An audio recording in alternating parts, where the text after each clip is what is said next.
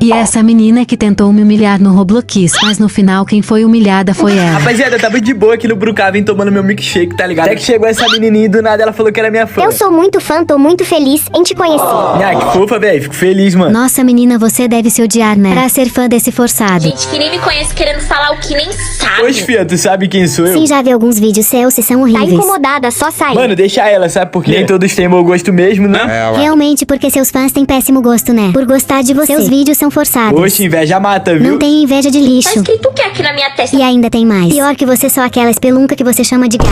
Ó, Pelu, tão falando mal de tu aqui, ó. Vai ser a primeira vez e a última que eu vou te mandar um recadinho. E é bom tu ficar ligada. Então é melhor tu tirar meu nome da boca. Se liga e te coloca no seu lugar. Viu, filhona? Que gato sarnento louco. Eu não tô louca, não. Eu sou louca, minha filha.